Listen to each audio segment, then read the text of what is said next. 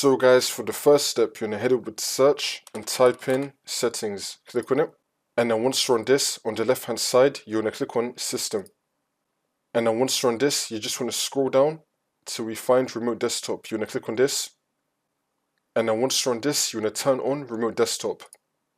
Now you're gonna click on confirm. And now you're gonna click on remote desktop users. And now this will come up.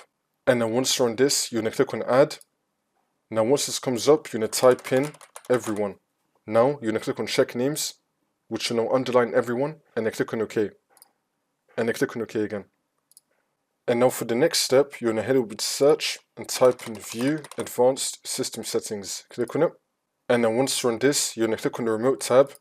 And now once you're on this, make sure that you have allow remote connections to this computer selected. And now under it, you just wanna untick this box. Make sure that you untick this box and then click on OK. And now for the next step, you're gonna head over to search again and type in Windows Defender Firewall. Click on it. And then once you're on this, on the left hand side, you're gonna click on Advanced Settings. And then once this comes up, on the left hand side again, you're gonna click on Inbound Rules. Now you want to find Remote Desktop Shadow. So we're gonna scroll down till we find Remote Desktop Shadow. Here it is. You're gonna double click on this.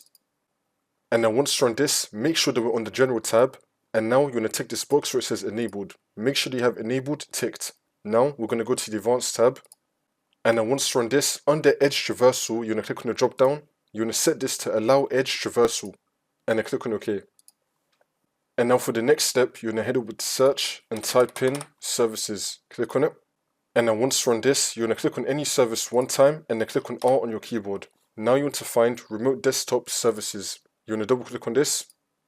Make sure that you have the startup type on automatic and then click on start, which will now make the service status running, and then click on OK. And now for the last step, you just want to restart your computer and then the problem should be fixed.